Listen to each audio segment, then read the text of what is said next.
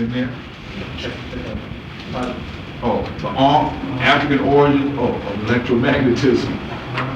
What is it?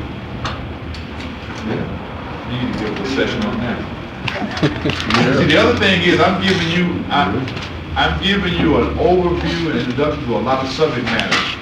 This subject matter is a university, which means in a university you have professors and departments. And the thing that we have to do is cultivate individuals to identify areas of study that attract you, because your soul will be attracted to something. Mm-hmm. The idea is, do you follow it? And then become a master in that area. And then by all of us coming together is how we bring the total body of knowledge together. Yeah. I'm a generalist. Yeah. So what I can do is bring all these things up. I have my own areas too, but what I'm saying is just like this whole thing on electromagnetism, astronomy, these other things, we have to cultivate these other studies within these fields, and if we're going to recreate those kinds of civilizations. It was really amazing, man. The more I studied about it, it was like, these brothers, they were totally off. From the receptive side. Now the second piece that was very deep here is when he talked about the masculine side dealing with sight and the feminine side dealing with hearing. Mm-hmm. Now what keys would that bring to someone's mind? For me, it's one side gives, the other side receives. Yes, but the issue of sight and hearing, seeing and hearing.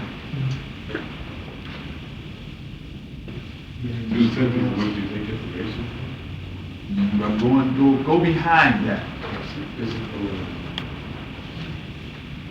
Go behind that.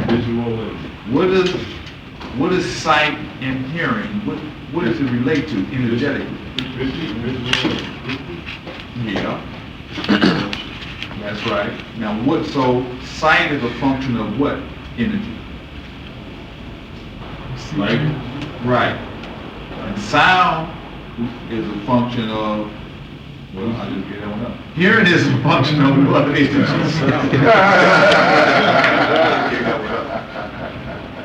So you got light and sound, okay, are the two principal functions relative to the two deities that we're learning, okay, with the two forms of energy. Now, relative to people of color, how is this related to? That third eye. Because the two major properties that melanin responds to is to light and sound. It absorbs it. That's right. Stores it up. That's right. Ship it back out whenever you need it. That's right. Can you repeat that? Okay. In terms of, are you familiar with melanin? The concept of melanin? Okay, melanin, which gives people of color the darker on their skin, is also the molecule that is the formation of the brain. When the sperm ignites with the ovum, it becomes encapsulated or encased in a melanin sheath.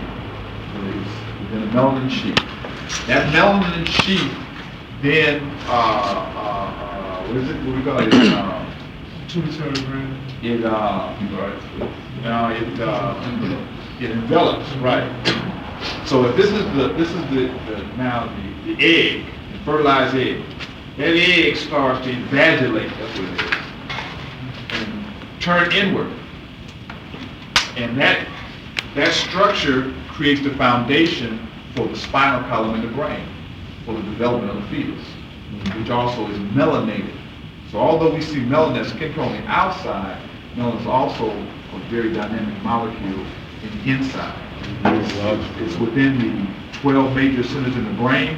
And in your hierarchy of animals, the lower level of animal life, reptiles, birds, do not have all of their 12 centers of the brain fully melanated.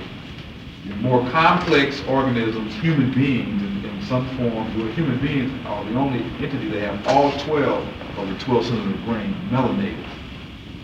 Also, melanin is within the ears, it's within the sheath behind with the cones of the eye, the light, when it gets the light, lies within a melanin sheath. Along the nervous system, in your endocrine system, in your sexual system, you have high concentrations of melanin. Melanin has the capacity to absorb radiation and convert it into usable forms of energy, and then actually organize the energy into other usable forms of molecules, convert into other forms of molecules, molecular structure. It's also a superconductor, which means that it can operate at high levels of energy, can operate through melanin and still maintain a certain cool temperature, which is logical because you're in the tropics and you got all this heat, you got to be able to still maintain the body coolness. Right. But melanin is also heavily involved in the pineal gland, because the pineal gland is the key organ for the production of melanin, which is produced in the daytime through sunlight. And then in the nighttime, it releases serotonin, which then is a part of the chemical that deals with dream states. There's also research saying that melanin is the medium through which is the doorway between the conflict connecting between the visible and invisible world. And invisible is just another higher level of energy. Like that. So for me, when they said that, first of all, the female side is the intuitive side. And so that's the president of the Hall of Books. Books are, learning. Then one needs to develop their intuitive side to really gain the highest level of learning. The other side is the two aspects of learning is through sight and sound, which in my mind, because I understand the function of melanin, means that really, in this one sense, people of color have a high capacity for learning, which is antithetical to this conversation on TV, was it on CNN Tuesday night or whatever, when they had a dude that got the book on genetic inferiority of black folks. The IQ thing. That was murder. The bell curve. That's the name of that book. The bell curve. No, right, keep going, I ain't gonna test. Right, 10 years ago. right. So the point I'm just saying is, to me, it just brought in some further information for me in terms of significance of one, the process of the intuitive mind, but also the whole capacity for people of color to really be able to process information, because melanin has the capacity to process high volumes of energy in a very efficient manner. But how the system always tries to make it like people of color are really not intellectual or mental. And so then, by them assuming this self-concept, they then will have a tendency to create their own inner block that becomes manifest destiny. So the whole purpose of these discussions is to reverse the thinking, so people understand that they have unlimited potentiality and that type of thing. I know, specifically speaking about the book, The Bell Curve, I personally don't think it's very productive for us to get really caught up in the debate about that, because that's just another pseudoscience from these eugenicists, and there's a long history. But in today's LA Times, on the editorial page, on column left, Alex Cockburn, who has written a number of very revealing anti-establishment type of ads, especially regarding sterilization, birth control, Norplant. He does a very detailed investigative analysis connecting the authors of the Bell Curve directly to the eugenicists that formulated the policies which led to the Nazi system of eugenics early in the century. So I highly recommend everyone who didn't get today's LA Times to pick it up on the way home. If nothing else, just for that one column. It's on the editorial page, column left, by Alexander Cockburn. It's on today's LA Crimes. Yeah, I will have copies. If anybody should want copies, you can always, I'm the information man. You can always get these things from me, and I'll give you my address and phone number before you leave. But I highly recommend everyone to get a copy of today's LA Crimes. There's something in this one side of the Anti-Afro African centricity. That's what the bell curve is about. That's what the whole dialogue is about in the conversation. I just let you know that the technical what this stuff is. That's right. Don't know for me that much time. Second point, I had to make this point. When you were speaking earlier about the energy fields that were designed in the temples, well, there is a brand new movie out, which is the top box office movie right now. Again, is a reaction to African-centered thought and education, Stargate. I personally don't give my money to Hollywood, but should anyone wish to go to analyze the movie, I think we should make a point. The movie should be analyzed for the details and brought back to the group should anyone choose that project. Yeah. Symbolism.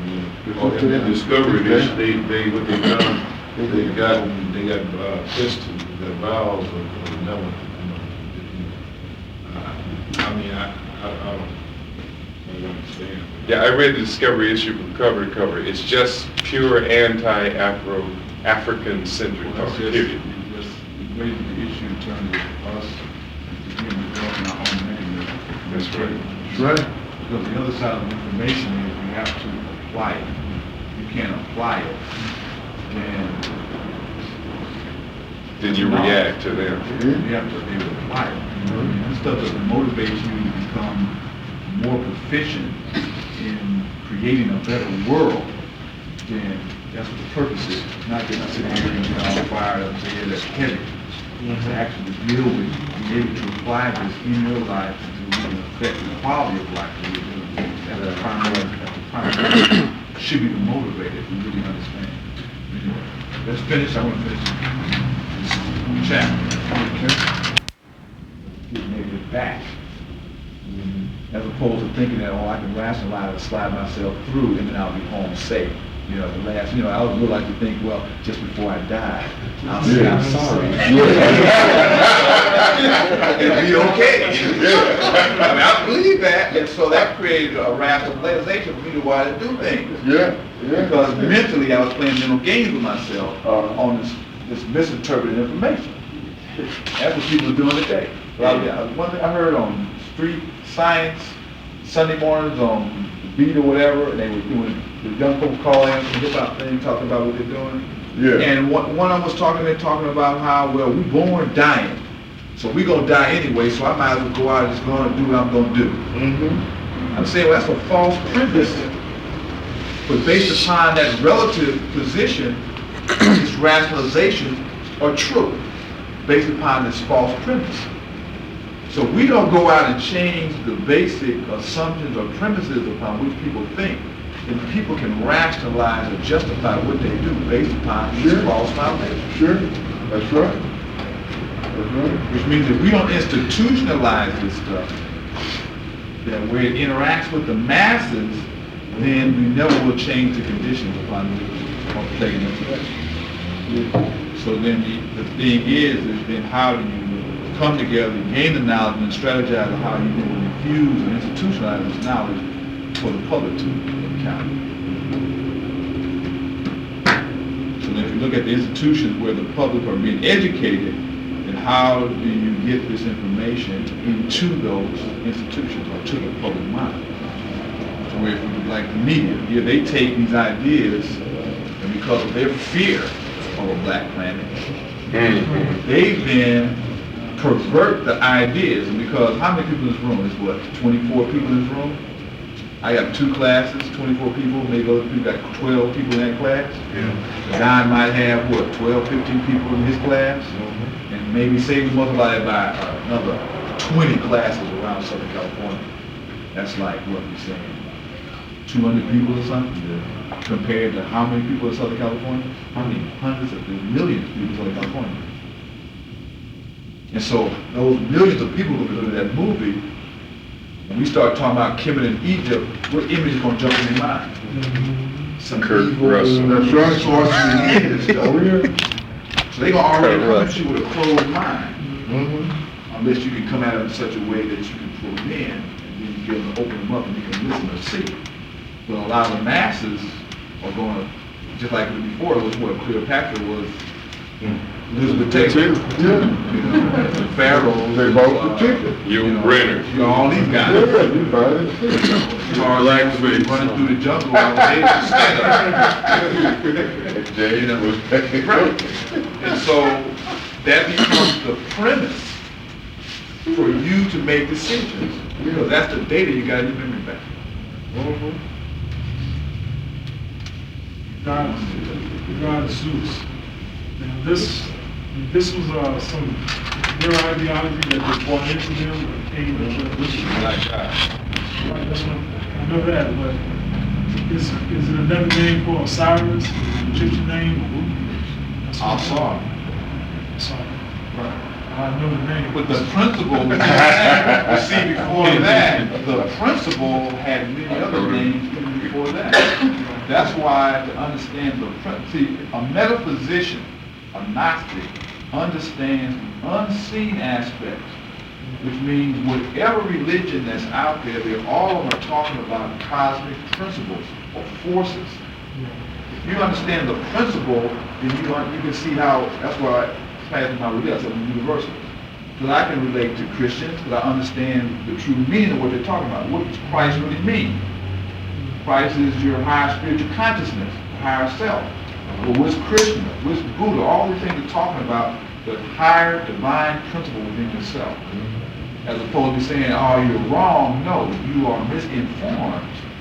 I have the truth. Right. Yeah. Would you say all religions are cosmic?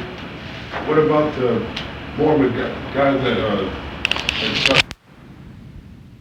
Listen to what you're saying. Because you're saying that they are taking these things literal. yeah. So what does that mean? So that means they're not cosmic. If they're, No, that's not what it means. What does it mean to take something literal? as you see it. And what we say is the unseen Yeah, that is the real. But they never understood. They But never that ain't, understood. but see, that ain't the question you raise. You bring in another conversation, and the question you raise is those religions cosmic? Because these people are taking them literal, because the way they're taking them, does that change what the religion really is? If I say that this book is on stolen legacy and based upon your liberation, and somebody says this is the book of the devil, does that change what this book is because you say it's the book of the devil? Well, Does it? if you change the devil, you look at the opposite direction. You look at. Does that change the book? No, it doesn't change the. Right. But if you say it's opposite, then you're doing the complete. You're doing something completely different. But does that change the book? No, it doesn't change the book. But So if the religion is what it is, and I say it's something else, does that change the religion? no, but I'm saying, if you get people keep over and over, generation to generation, keep looking at it wrong, Right. and then you pretty much argue. So they're okay, saying it wrong. 2,000 So you years. answer your own question. You know what I'm saying? What you be saying? No, I'm saying 2,000 years ago, Right. it was this, and they keep changing it over and over. Right.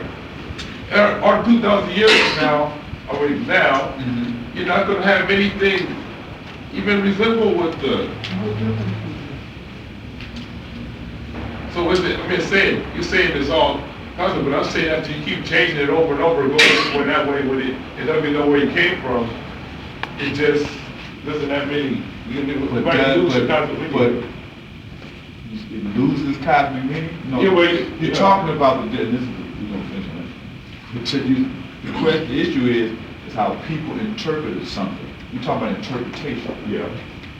And if you keep interpreting it wrong and wrong again, keep doing it wrong, It's gonna be wrong. Are you just gonna lose a whole What's gonna make it right? going back? But I'm saying, Okay. the people where you are, the kind of Mormon, isn't he? So I mean, hasn't been So changed what's so gonna much make it time you got right? there. What's gonna make it right? Yes, I know that, but I'm saying, So what's the problem? well, by the time it gets way up to Mormons, What's gonna make it that's right? still, Well, what's gonna make it right? you gotta go back to the beginning. Right. So, so until you go back to the original thing, it won't get right. I don't care if it's today, I don't care if it's 1999, I don't care if it's 2057, I don't care if it's 3022. until you go back to the original meaning of it, it's still gonna be wrong. Yeah. So, Right. All right.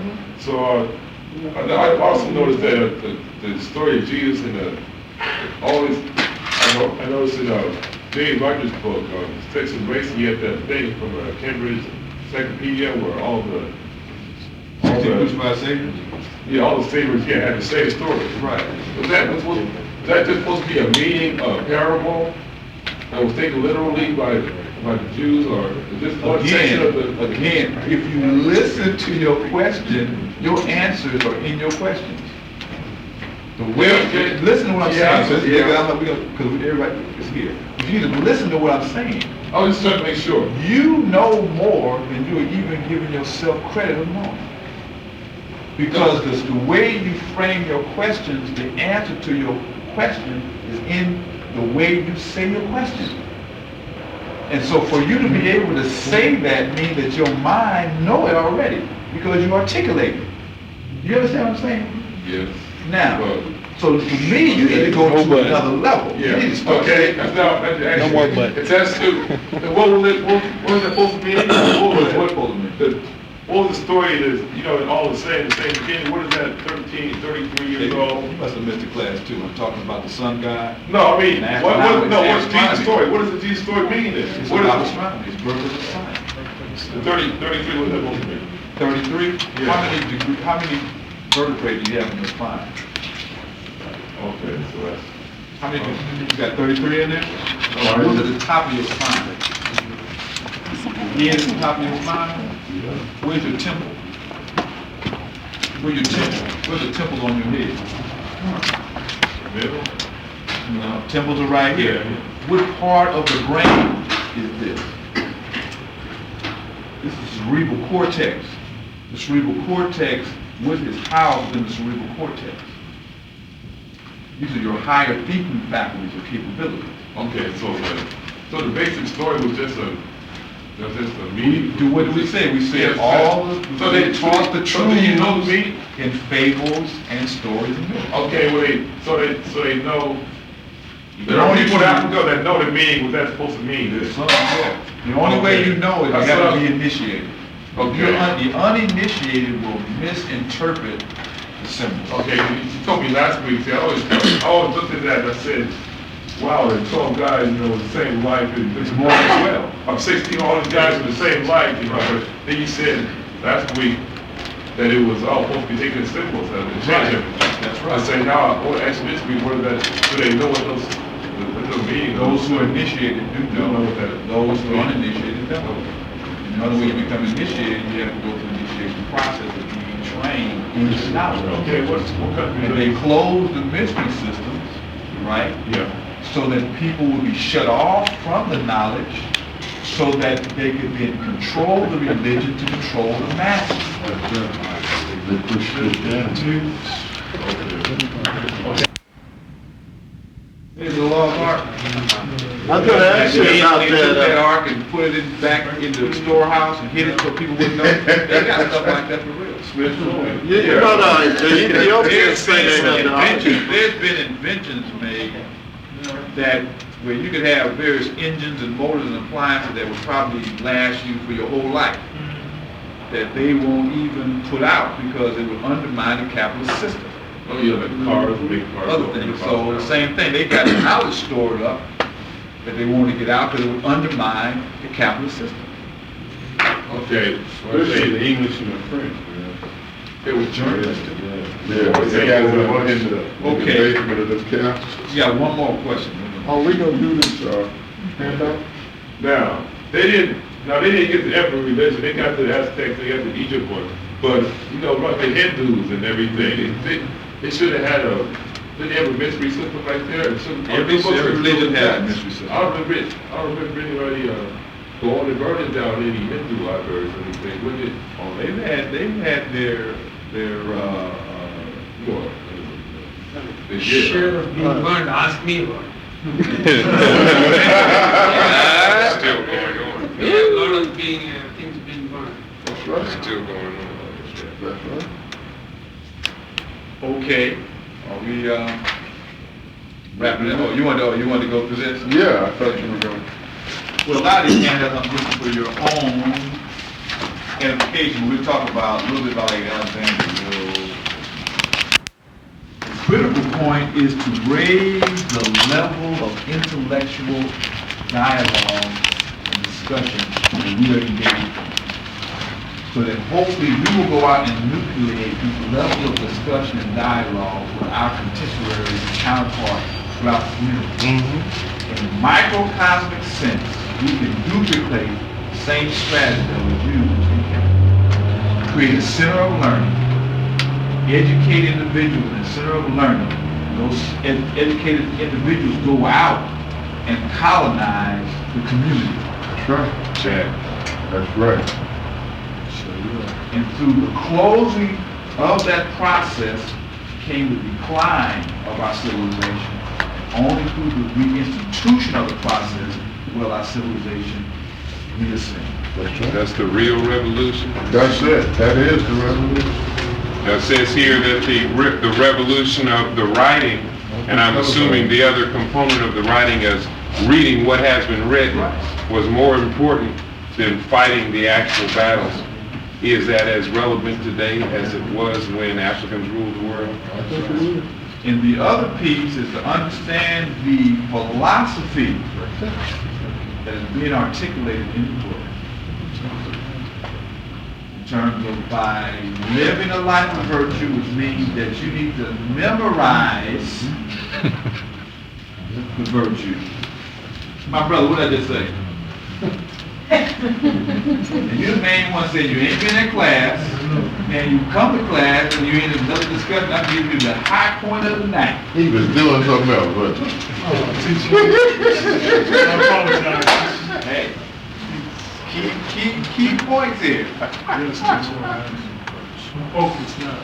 Right. All that's good. But anyway, the point is whatever you hold in memory, which you have to battle. People, negative energies, be in good form they come. Which you hold in memory. That is the key. So if you're saying you are dedicated and committed to liberation of living after people, then you need to engage in that level of discipline that will truly provide true liberation. Otherwise, you just hypocrites. We're going in there. That's right. You laid it down. Whatever these goals were, you teach kids from kindergarten on up. Were intellectual. It was Harold Crew. And also the miseducation of the Negro, like part of these words. The major problem that we have is going back to the original question we got into about the reason why we do not support our own cultural institutions, because we do not identify with our homeland. So people identify with all kinds of stuff. I came from Mississippi, I'm a Baptist, Yeah. you know, whatever. So, America. I don't get it. The point I'm making is, to answer your question, you're saying, are the institutions? Then you say, I say, no, not now. Then you say, well, then back in 71, you went to a school in Palo Alto where they were doing this kind of thing. So the issue is, why aren't they still here? And the issue goes back to that question, why don't we support our own institutions? We spend more money supporting other people's institutions than our own institutions. We are the 14th richest country in the world, African Americans in the United States. 14th richest. 14th richest. So, I had a ninth richest, I don't know. now, yeah, oh, we might have moved up. Richer than Canada, richer than China. And that's even heavier. But it's Which means, consciousness. you know something, that's even heavier, which means it's even sadder. Yeah, But again, it's still consciousness, what you're looking for. Consciousness is See, reality. and that's the reason we haven't supported. But you see, you have to start off with little things, like for instance, you know, black is a color. That's not a people. See, But we allow ourselves to be separated out and taken away, African as a people, you see. And so we don't even identify with the fundamental thing. And I think that you're right. We need to connect, but you know, we need to reach out and connect and find out any small thing that connects you starts you. A small step starts you. Sure. Right now, We also have need to think take the steps. strategically. We also have to think strategically. From the standpoint, this group of people right here in the Long Beach African Studies group, to come together with focus their energy and create energy that can polarize the whole community. If the level of dedication and commitment is made, I mean, we've been talking about, we're going to leave that, we're dealing with the issue of absolute, we're doing number, and zero, which is it's potentiality, it's the all, it's the nothing, it's undifferentiated. So for creation to come about, stay with me, the potentiality within the all, right? Potentiality, within the all, there was a potentiality for genius, right? Potential was in there, but it had not been created yet, right? The potentiality created movement toward the actualization of it. That potentiality created the point that started the journey toward actualizing. So what I'm saying is this, just like you got AMU and other groups, would have the potential, if a commitment can be made to a common vision, the level of energy that you put into that common vision has the potential to make that vision become reality. So I'm saying, so there's a potentiality that exists here. So now the thing is the individuals that are here, first of all, you recognize the potentiality that exists. The next thing, will you then focus to actualize the potentiality?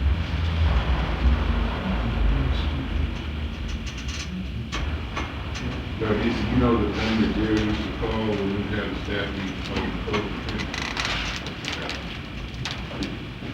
But that's because the knowledge wasn't there that then people could gauge the truth of what they were doing. There wasn't no reference point. well, you know, it was being digestible. You know, you had people putting into things like this, or they got other ulterior motives. Right, absolutely. You know, and I didn't quite understand what he meant at the time. It's culture. Right. The same culture could destroy you and I would. Right. Just wanted to make reference to a couple of things that you brought up earlier, specifically to memory. That as when you speak of the potential from the absolute, I mean, it is actually what we said. In that the dormancy of this energy transmission, as it involved, as it came in evolution, came from the light potential, it actually condensed. The condensation process that occurred coming through the three-dimensional vortex as light moving into matter. And it is as once the condensation process, in order to reverse it actually takes concentration thinking. That thinking actually creates a diffusion process that begin to release the qualities of this nucleus that we see. It has the potential to be exactly as hot as the sun. If we're talking about energy in comparison, because it is a cold nuclear fusion process that goes on in the human body, within the cells, in terms of the melanin and also some other energy transducers.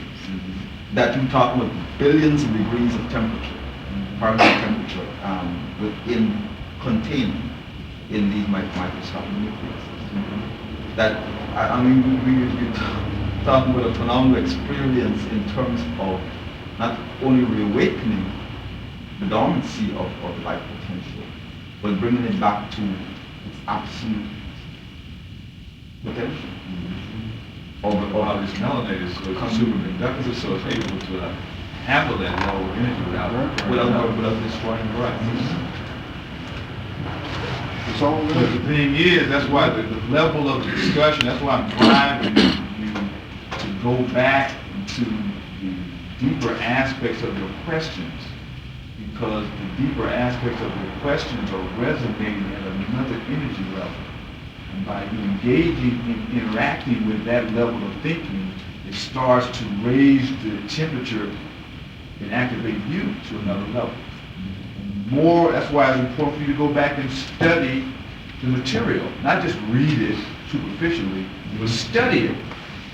Because the struggle to understand creates that fire that releases the energy in your own mind. For you to go over it coolly, that don't create no fire. It's like you doing them push-ups. It's when the muscles start burning that some growth is happening. You do a few that's real easy, you ain't gonna go nowhere. The same thing is with your mind. And that's why we got, it's through the struggle that the alchemical process occurs. So the more heat you put into it, the more heat you bring to this discussion. The deeper your questions you bring, the higher you raise the energy. And then that is connected, and that affects everybody that's here. So when everybody goes back and does it, comes here, constantly raise the level of what's going on here, and it creates other kinds of, it's the electromagnetic. You will attract other things here by the level of your thinking and engagement, which will have other effects in your life that are not directly, you understand what's happening, you understand what's going to happen, but you may not see a direct causal relationship between, physical, in terms of changing things that start happening in your life. And I'm saying this could be a conscious thing that's done if you consciously put the effort into what we're doing. Because I might, after this session, you got some other classes you got to do. Some other things you're going to do. So I might be spring or whatever when I come back through, with another injection, I call it soul injection, you know what I'm saying? So, so fulfill the moment. Fulfill the moment. We first started talking about fulfilling the moment, getting the total potential out of the moment. Another question? Yeah, just to elaborate on many of the points, I personally have become convinced that we all have within our basic genetic code, within every cell of our body, the sum total of all the experience that has been recorded. But one of the things that we have to take into consideration is that the conditions that we're living under and the system that we're living under is so sophisticated in its suppression of our true nature that it's even in the way we eat, the water we drink, the air we breathe. And until we can search for all this esoteric knowledge, but until we can learn that the personal disciplines of how to eat right and how to have healthy relationships, that we can struggle, we can lust for all of this power that would be, but power would be denied if you can't come up with a discipline to bypass a ham sandwich. Or to come up with a discipline to fast one day every week until you can feel some sort of spiritual evolution. Or to come up with a discipline, many of us, let's be realistic. Now, I'm sorry right now that African Holistic Health Night is on hold, but it's going to be reactivated as opportunity presents itself. But in African people in this country, 47.5% of the African women in this country, and I think to a lesser degree men, are 30 pounds or more overweight. That, not necessarily using anyone else's model as what our weight should be, because we know when we look at our people have different shapes, different necessities. In Africa, if a man saw a round, robust, strong-backed woman, that was the woman he wanted to raise his children. But much of what has been obsessing in this country has been compulsive, and diet, and personal discipline, nutrition, healthy living, and interpersonal relationships. I personally am convinced just a strict diet, a strict relationship, a strict personal discipline for 4 to 5 to 6 months will then key in something else which will click and raise you up to that next level on the hill. And the higher you up on the hill, the better your vision is. You can see really where you want to go with it all. All those. I still say, all you said, if you deal with the virtues, talk about that. 7 deadly sins are dealing with that. The whole issue about lust and anger and jealousy and envy and gluttony and sloth, being lazy, pigging out, temperance, prudence, courage, wisdom, steadfastness, purpose. That's what it is. And the virtues is the mother, the queen. So the knowledge has to be based upon the mother. And so all those things you say, that's what I say, if you memorize the virtues, they become the guiding principles for character. So might I suggest to the group, when we repaint, that we paint the virtues on the walls, so that every time we come in here, just put them up on the walls every time we come in, we see them. 7 deadly sins. I can read it. That You gave it to me. anger, slothfulness, jealousy. Don't get hung up in numbers. Yeah. I mean, there's 42, there's 147, but what I say? Anger, slothfulness, jealousy, envy, lust, covetousness, gluttony, pride.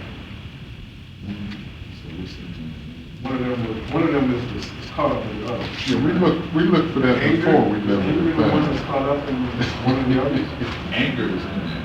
Anger, you got anger, gluttony, slothfulness, lust, pride, Jealousy, envy, envy, and covetousness. Covetousness and envy So are the envy same. and jealousy can be the same. They could be the same. Covetousness is in there. Okay. Covetousness Envy and is jealousy different. is the same thing. Right. Okay. Or, again, it's different, in Buddhism, they got 8, you got all the numbering thing, Kemetically, you got, 147 or 48, 47 of them, so. Some of them repetition of Right. numbers too. Yeah. So, it's all. Yeah, I'm good.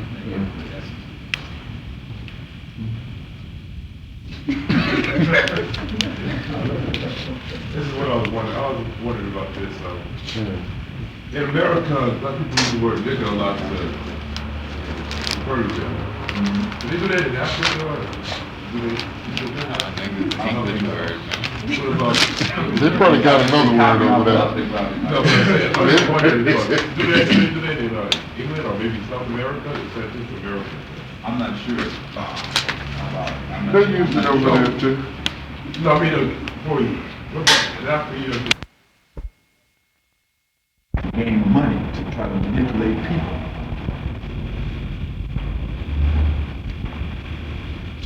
So then they kill people. They start taking this stuff and sacrificing people. All blood is this, and we're going to use blood. It has power. They'll start trying to manipulate that to create all kinds of things for people and all kind of crazy. That's why our stuff is all crazy. Blood has power. What you mean? I mean, that blood is the life. Right.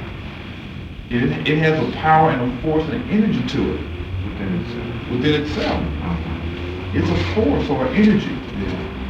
And you can perform various types of rituals and things that can create, can energize things. I ain't talking about you put something on here and go do something. The human consciousness is the vehicle for all these things. And so by engaging in aspects of dealing with death,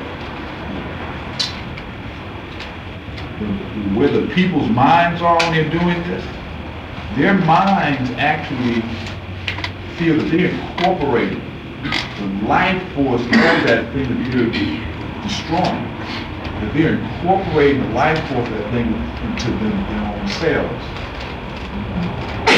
Consciousness is reality. So your mind has unlimited potentiality.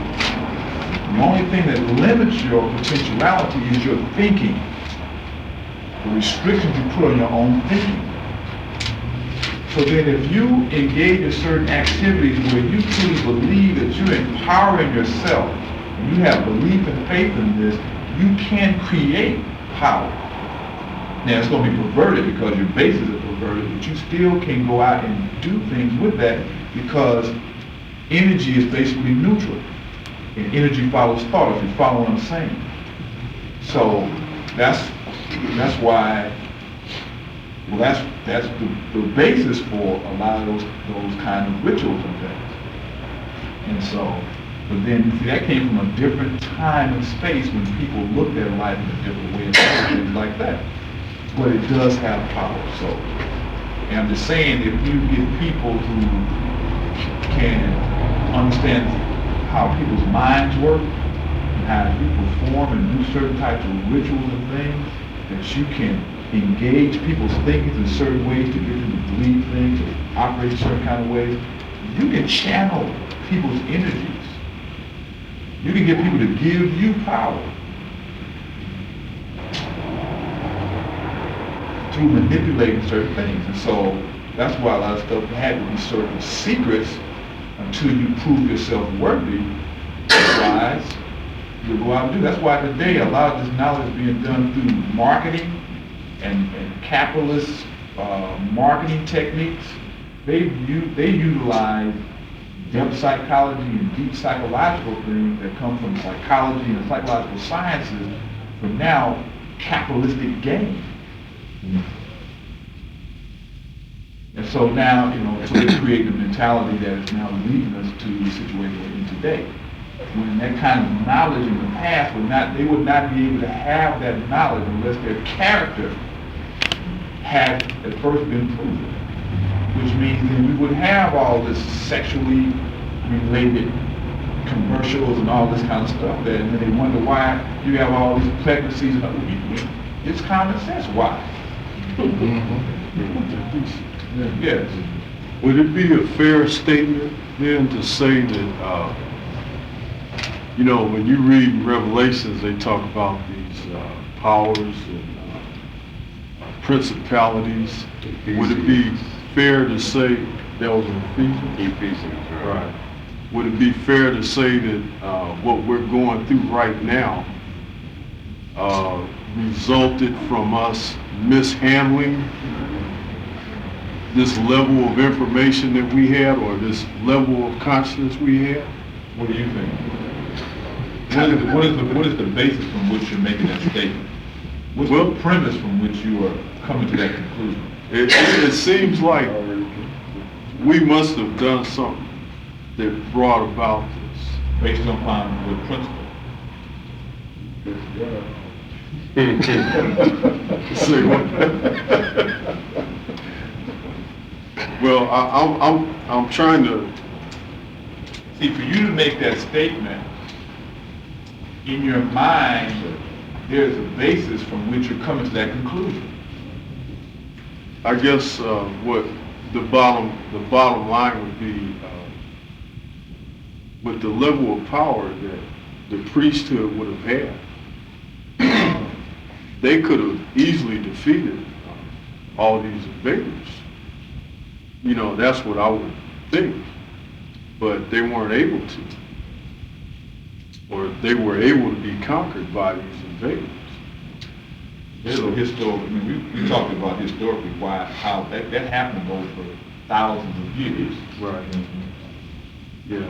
And then there also was the time when the Persians invaded Kemet, was at the end of the power, in terms of that the priesthood themselves had become political entities. The foundation had become undermined because basically from the whole Mediterranean area, the influx of Indo-Europeans and a lot of that mixturing, that the powers had been what they talk about how the Africans, the black Africans had been went back down into Nubia. Migrated. And that became the stronghold for the pure way. But then up in or down in lower Egypt, it became more corrupted because of all of this, really all the wealth that they had developed from these monuments and this amassing of wealth had then attracted all of these various foreign elements into the area. And to maintain peace, they had eventually had create political alliances to create buffer zones between them and the so-called barbarians on the outer fringes. But then to do that, they had to start compromising. And so over thousands of years, this compromising, intermarrying with other Persian and Mediterranean kingdoms so that you could create this bond, but then you also had to start letting these people in.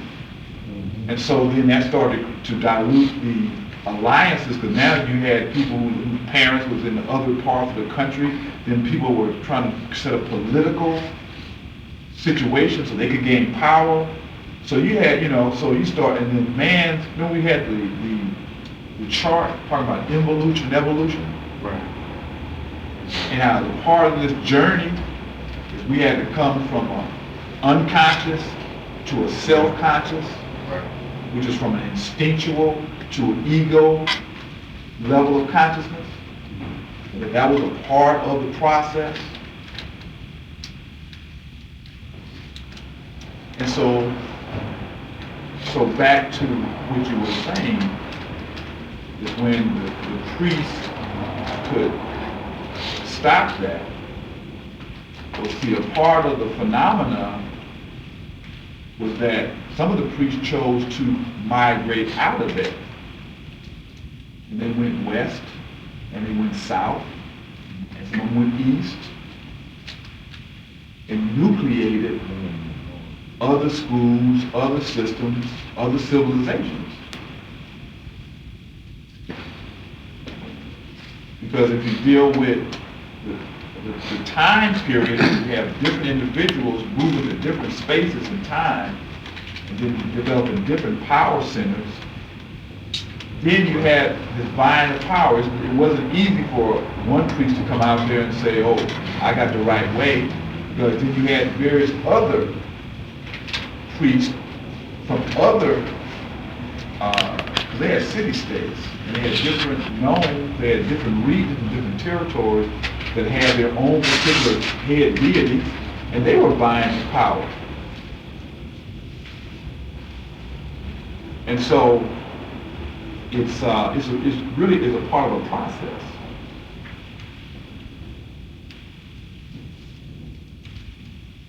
It's just not cut and dry. I see. It's never cut and dry. Because again, remember we talked about go back up to the absolute, the big picture. Because everything is happening within the context of the whole, as opposed to looking at the story that's going on in the phase. To understand the phase, we have to understand its relationship to the whole. To look at the phase on its own, you will misinterpret what it really means. Remember we talked about the boxcars going through the window. The window. If you just look at what's in the window, it has one reality. But if you go up and look at the whole train, it has a totally different meaning to you. Right. And see, what we have a tendency to do is focus in on one part and get caught into the part, as opposed to understanding the role that the part has in the whole.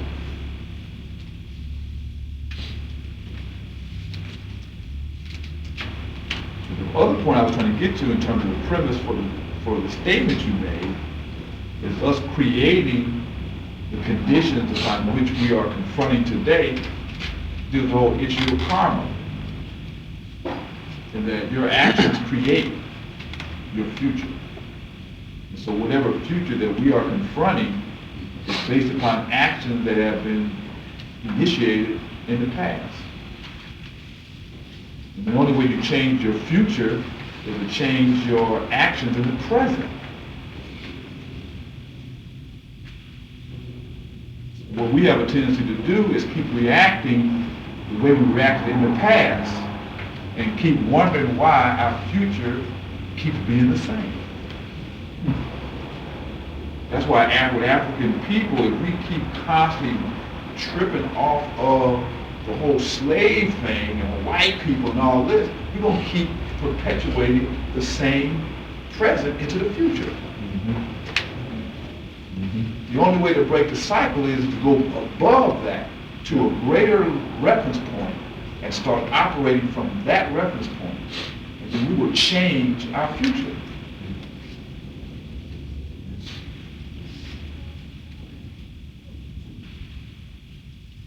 Actually. You're still on 34. You know how that happens. So we're talking about sacrifice and treatment.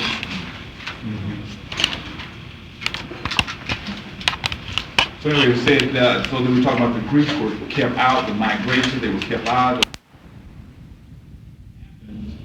Is because the Nubians, which was the strongest warriors within the Kemetic army, had migrated down back into southern Kemet, into Nubia, to reestablish a black stronghold because there became too much intermingling up in or down in Lower Egypt. And so they migrated back down. And so when they migrated out from down back into Upper Egypt and Lower Egypt, they started having to bring in mercenaries to maintain the military power.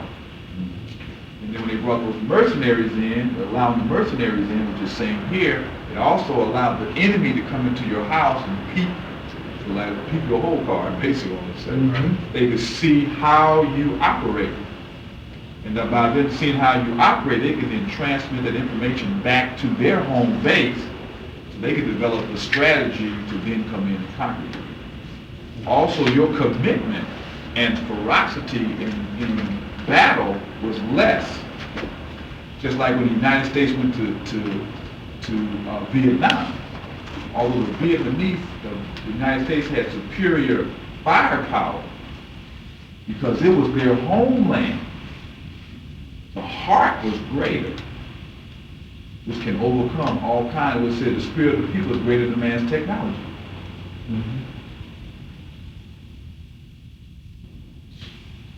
Now again, these concepts all actually hold lessons for us also. So one thing that we have to do is we have to unite back with the African continent.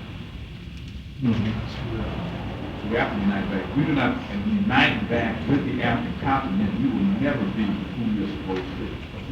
I'm not saying we're going to all migrate back there. We have to establish physical relationship and contact with the continent.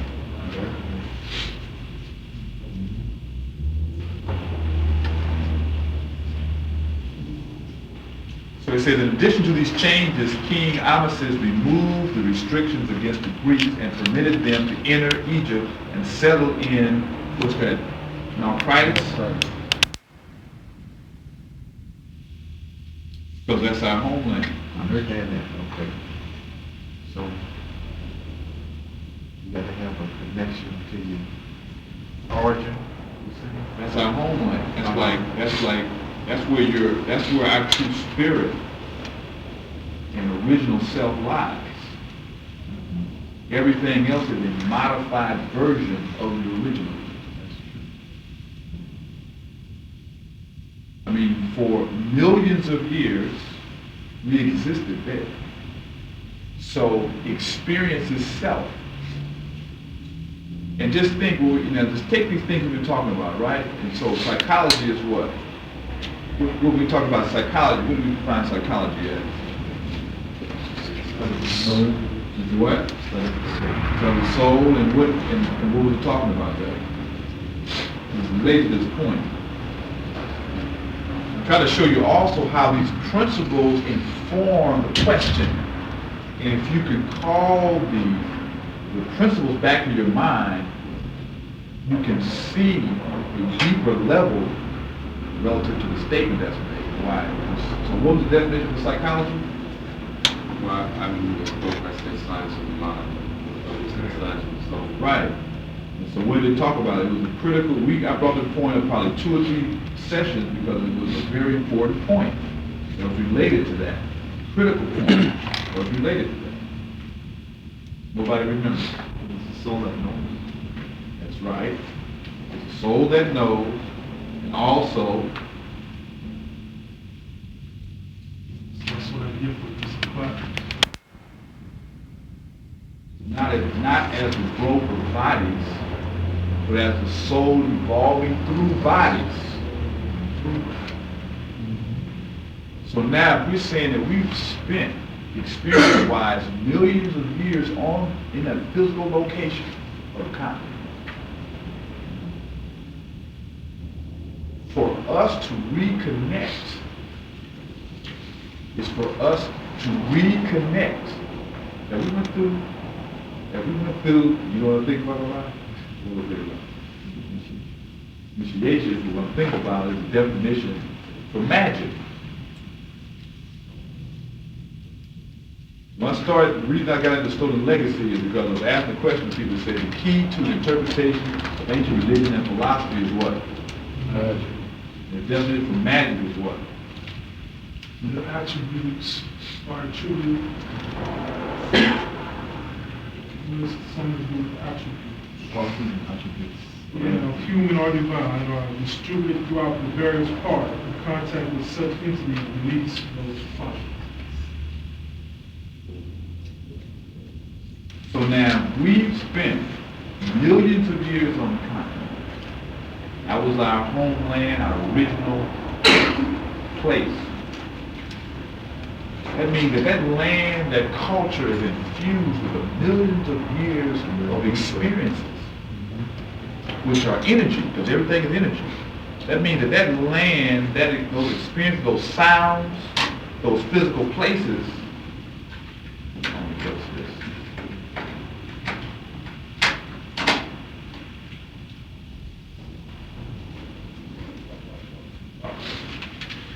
That the sounds, the physical places, the smells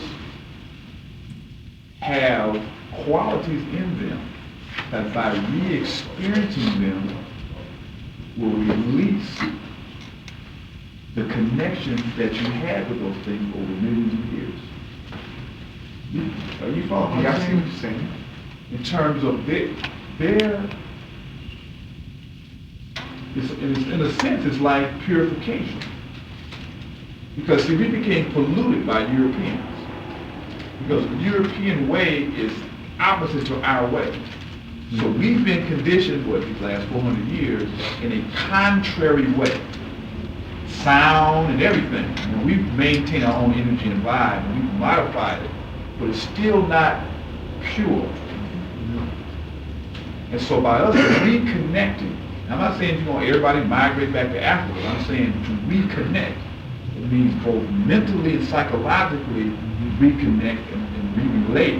And then also physically for people to go back and, be mobile, go back over and do things to hook up and those kind of things. That reconnection will actually put you back in sync. Sympathetic resonance, it was deduced in that session. We dealt with the whole energy, the whole concept of resonance.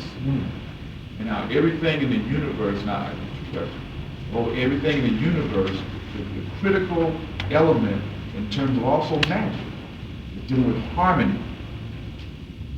Being in harmony. Okay. So that means that our souls, the natural harmony of our soul matches the energy, the natural, not some of the perverted, because they got perversions over there too. It's more with the traditional people, the traditional ways of those people is where our lost memory lies. And by reconnecting with that will make us whole again in terms of the part that has been constantly taken away from us, that creates the confusion that we have today, why we can't get together and work together, because we don't really know who we really are. In the heart, I mean, intellectually, all these ideas. It can help bring us back into harmony with our own self. That's why every other racial group can become organized, because they are still within harmony with their own cultural self.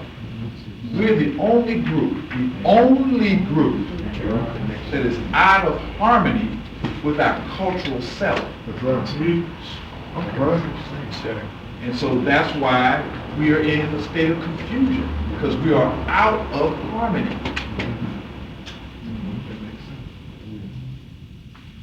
So that's, and then all the other thing I said is also like kind of principles that can validate the deeper significance. Just superficially, you wouldn't even recognize this going back to there's a metaphysical principles are in operation that we're not conscious of by making these new contacts. The thing I talked about, the sister back in the back had a question first, in the very right. Is there anyone in Africa still following this ancient system? Yes. There are people out, my first session on Tuesday night, AM, I was talking with from Togo. And she said, there are still today masters living on the continent today, in the villages and interior Africa, who have personal knowledge of these principles. They may not know about Kim and all this, but they know about the invisible world and all these kinds of forces. Because of Christianity, and the Western way being the modern way, young people think, oh, that's old stuff. The modern way is, wear Levi's and hip. That's the modern thing. This is the past. This crap is the future. So they turn their backs on this. And probably in another generation, it's going to be lost if there's not a reconnection with it. Now, so, I know if you read Maladona, Some's book, it was Water and Spirit. He talks about the direct experience he had in going back to his village, being taken away for 14 years, from the time he was 7 to the time he was 21, put into a missionary school, where they beat him every day when he could not speak his language, where he had to become French. In another book called The Healing Drum by Yaya Diallo, where he was in Mali, he did the same thing to him. So a lot of your Africans who are the educated class of Africans have been subjected to these very punishing experiences to make them not relate to Africa, to relate to European as being the way. You can't study your language, you can't eat your food, you can't wear your clothes, you can't practice none of your tradition. They start looking at parents as being stupid and crude and dirty. And so because they know if they get in the positions of power, they have to control their mind. If they don't, then they'll go back and lift the nation up and then become a competition to the Europeans. They will give the raw material for dirt cheap, and then buy them back for all this money, because they got a brainwash. That's why African rulers are perpetuating atrocities against their own people, because they look at the peasants as being poor, stupid, ignorant creatures, because they see themselves as being European. There's an image in an old magazine that had a little black boy with a towel around his neck. He was looking in the mirror, and he saw Superman in the mirror. In terms of the brainwashing. That's the same way they did as the Indians. Yeah, no doubt. You got the upper hand now, but still. Even way back, you go to Africa now, you go to one country, everybody speaks 15 languages. This isn't white people doing this. It's always been. So wait a minute. No, hold it. You made a point. Deal with your point. You were jumping around. One idea, but you're using 5 or 6 different points. All these various ethnic groups have major areas that's based on their particular collective identity. And inside there, they got people that can argue, fight, shoot, and do all this kind of stuff. So that's human beings. So I'm just saying, as a group, they have recognized area and territory that's based upon their language, that's based upon their food type, their dress type, their customs everywhere, right? Okay. Is that true? Yes, true. Now, where do you identify that in terms of the No, African American I'm not community? saying. Now, this is No, the point. I'm not talking African, I'm talking blackness worldwide, not, yeah, in America maybe, it's not the same, but I'm talking Let's about. deal with that first, then we'll go to the next level. Let's deal with that first. Because Okay, when you say, okay, when you, understanding of the causes of this, and as we move to another level, we can look and see if the same causes are there. You follow what I'm saying? Okay. Now, so why do you think that African Americans who are collectively have the economy of the 14th richest country in the world, 14th richest country in the world, do not have a recognized place that's based upon their ethnic orientation? what about, No, why, let's deal with that first. Why do you think that? this is what I- And why is this we're is the what I- only ones that don't have This that? is what I think. I think, but what about, I don't see, no, what Wait a is? minute, let's deal, come on, stay on the point. Okay, all right. All right, okay, like Japan, what do they have in America? That's the point. No, what I'm saying, no, I'm saying. Deal with the question. No, what I'm saying is, even for black, why do we do like the Japanese do? But they never look at, Japan does everything in Japan. When Japan's country, Japan's power is in Japan, right? Okay.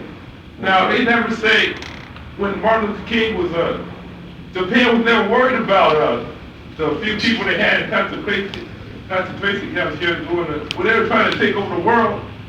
It didn't matter, they didn't care if the Japanese and Americans. And the critical question at this point is first of all, the lack of clarity in staying on the point, in dealing with the point and then going to another point, as opposed to mixing together 5 or 6 different points, which creates confusion. The other thing is, within your responses was the answer to your question. But then as your mind starts articulating it, you jump off of it because you don't want to come to the obvious answer to your question. Because when we were talking about why, we started talking about Japanese coming from Japan.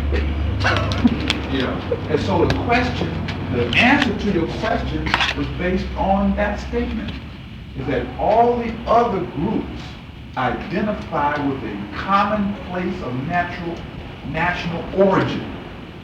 We're the only group that question our place of origin.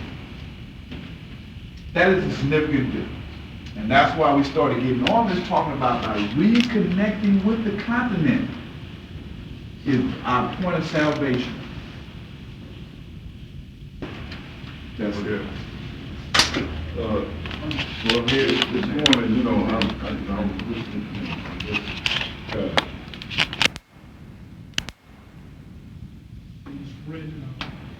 So they got persecuted. At that particular time, their students to go follow. So these students wrote down what their teachers was teaching them, right? So what did they do with the materials? Because now all of a sudden they're saying like, well, the Greeks didn't have any knowledge of Egyptian culture and history, but they did through Socrates, Aristotle. So now you got to deal with chronology. When was the time of the Persian invasion, and when did Aristotle's people live? Was it before or after the Persian invasion? Was Aristotle after the Greek invasion of Kemet with Alexander the Great, which came after the Persian? So they were not born. See, that's because he hadn't been to class. If he hadn't been to class, he would understand that. Or if you've read up to chapter 4, I'm ready. you would have, because it's a whole chapter, chapter 2. Because they put the Greek, they put Persian version at 670 AD. 670 BC. Persian invasion? Right. 525. So what is the 670 BC? That's when Oh, that's the, the merchant marines. yeah, that was mercenaries. Mercenaries coming in. That's when the king, they took mercenaries in. And so then the colonizers there then took that term and they put that label on all those practices. And not discriminating, they didn't discriminate between one group in this practice and another. They just put a general title. If you wear a certain kind of clothes, and all y'all gang bang. They don't care what you are. Right. That's the same kind of concept. But, and you said about which doctor was even the Like word witch. gurus, that the doctors that you mystery, What? the mystery priest. It actually deals with healers. People who help heal from natural means. And so because people were using herbs and various things of that nature, when they got up into the northern parts, they started looking at that, especially when Christianity came in, they started looking at people who could use these natural elements as being doing the devil, because they were secret things. And so when we went to the Dark Ages, they actually went out and started to kill all those people who practice those natural forms of healing. Because They did it here too, Right. in Massachusetts.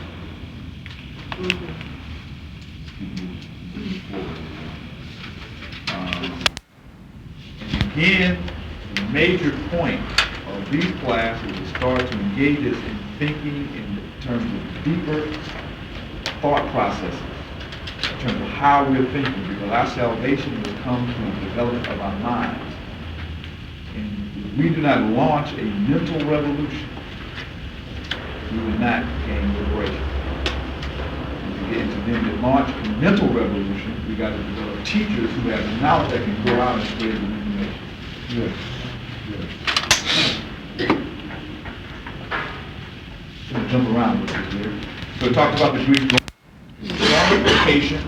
Personification is personalizing cosmic principles. Okay. That the mysteries were taught through story and fable. Because the way that the human mind can conceptualize about these abstract ideas is in familiar terms.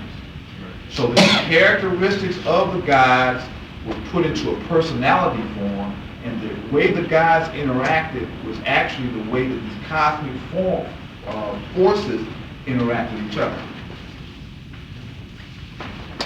And so, right. So again, it's the unseen that is the real, not the seen. Another definition of the science of mensuration. I don't know. That'll be your sign for next week. I'll look it up. We all will look it up. Process of measuring. Okay. Process of measurement. Measuring. Probably seen in the context of surveying, mensuration, and engineering. I can go with that.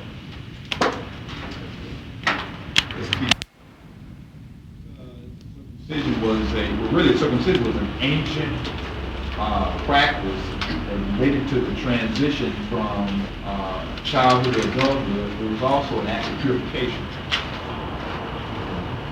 and sanitation. So then it became mixed, because then if you get the history of purification, it also talked about cutting away of the foreskin, and since also was symbolic of cutting away of your pubic existence. Because if you really want to get into puberty and talk about it as adults, for a man to have sexual intercourse to be able to produce, create, you have to have a erect penis. When the penis is erect, what happens? The foreskin is pulled back. The erect penis was a symbol of creation. Of being a creator. So understand that the symbolical acts really represented principles. So the principle of cutting off the foreskin also had purification and health in terms of cleanliness. It also had a symbolical meaning in terms of making the transition now from pre-pubescent, where you didn't have the ability to procreate, to pubescent.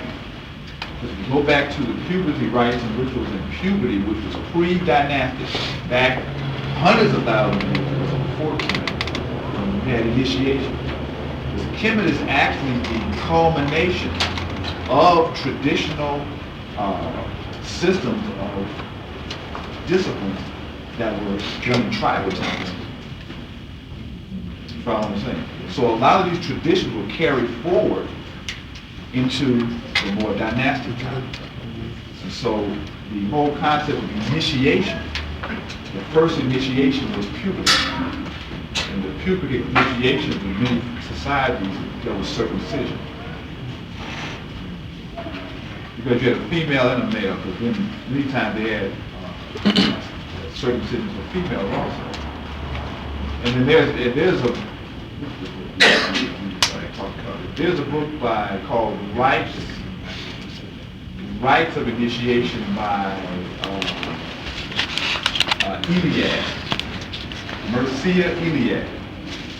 He gives a whole kind of historical overview of a lot of the so-called indigenous primitive related to primary, primitive prime first, not primitive like ignorant. Right. So when we talk about primitive, we mean those people were the first people. And the traditions they practiced while we still live in small village or clan environments. Circumcision was a part of that process involved in making a transition from a child to an adult. Because a lot of times for males, you went to your first, you became ready for initiation after many times you gave your first wet drink. Because then it was an indication that now you were ready to start engaging in activities that could create other lives. So all those things are connected to the symbolism of what the cutting away the foreskin. And then there's other stuff that's in A couple of points. Jomo Kenyatta actually published a book in which he made an eloquent defense of the practice of female circumcision. That book was called Facing Mount Kenya. He wrote it in, I believe, 1938.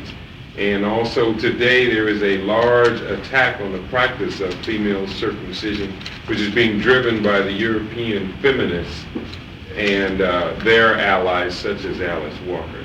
They call it, yes, where once was purification, now it is known as female genital mutilation.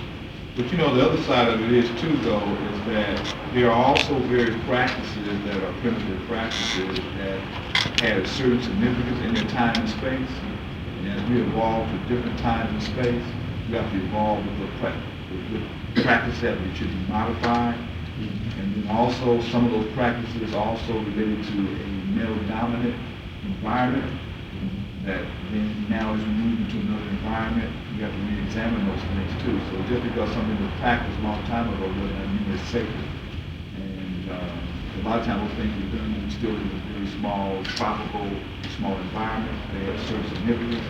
And we live in big cities and global travel. So we have to really take a critical analysis of everything we're doing and then make a conscious choice of what we're going to store in the future.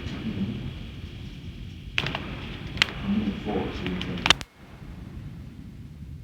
Well, first of all, the temples usually had all the royal treasures with them, because that's where the place of the gods. So the place of the gods usually had these precious items there, and the gods usually had jewels and gold and silver, you know, amulets and knives and cups and plates and plaques and all these things. They would, of course, go there to steal those riches out of the temple. On the other side, they also had all the temples were also universities, research centers, libraries. And so they had books there. And you would also go and you would loot those libraries for those books. Just like they do today, after all the world wars, you will see that the conquering countries will go and get those scientists and probably import all those scientists back to their countries and try to take in information so they can maintain their superiority. That's right. It's something that's always been going on. So that's basically, that was a practice that was done. And so part of the thing with when Alexander the Great came in, of course, they went and used the library because Aristotle was the tutor of Alexander the Great. When Alexander the Great then because they also knew of the greatness of the temple and knowledge there, that they did move in there and take control of it and turn it over to a research center. The other thing they say is that there was a greater library, which is interesting, I had figured before, than the library at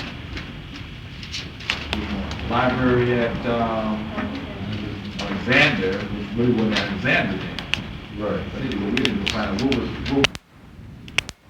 For like millions of years, were we part of the dinosaurs? Did we? Say, were we part of them? Not part of them, but did we live during their ages? When you say we, what do you mean? Was physical, it was physical. Did we look like this? Yes. No. Well, we had long hair. Why we have long hair? Just our energy. See, remember we start off, see now you're projecting back to then based upon stuff you see now, right? Probably with TV and stuff like that, right? Let's say man lost their hair, we started talking about it. I'm just asking. Who said that? Evolved bodies, right? That bodies are evolving, the form of the body evolves to allow the potentiality of spirit to manifest itself. So that means that at one point in time, we talk about the earth was not here, and so then the spirit has always been present. The form that is manifested in is changing over time. Now where it was at that time, that's not my area of expertise. It was there. So what form was it in? That's probably, they say humans go back, some million? Dinosaurs are how far back? 60 million. Right. So now, there may have been No people in there. forms that's there, but I don't know. Yeah.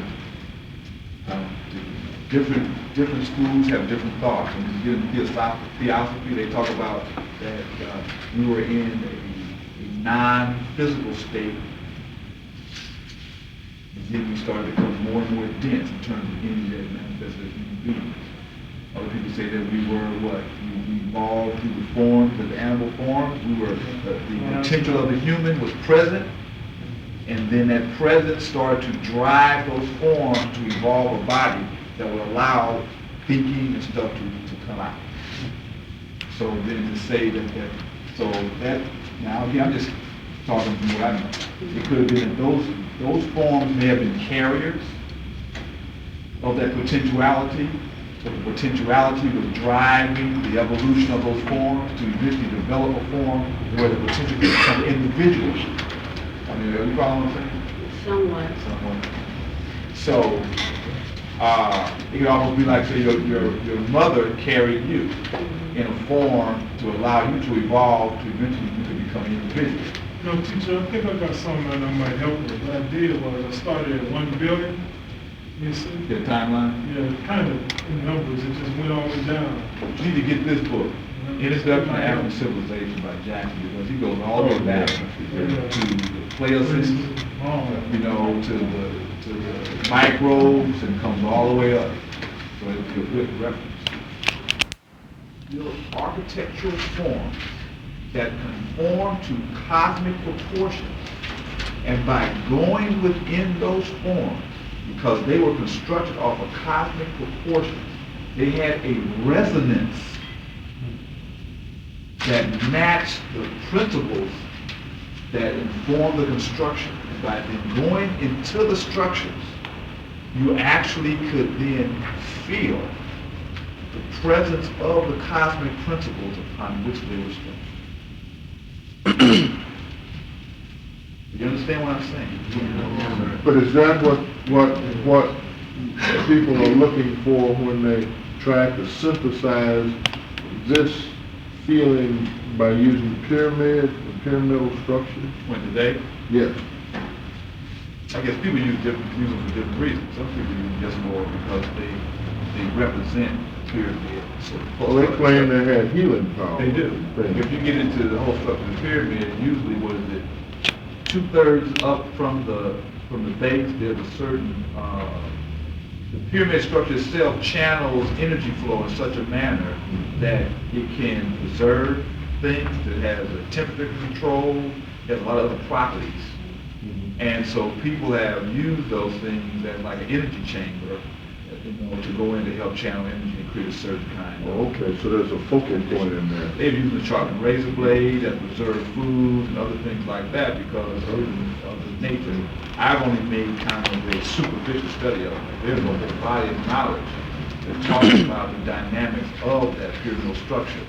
But then if you look at nature and the role that the right angle triangle plays within the construction of the natural universe, it has certain properties. And then if you get into the thing we were talking about in terms of electromagnetic energy flow, electromagnetic energy flow is a function of a right triangle, right? Because if the electron flow is going in a direction at 90 degrees to the flow of electrons, you have an electromagnetic field that flows. 90 degrees is the foundation for your right triangle.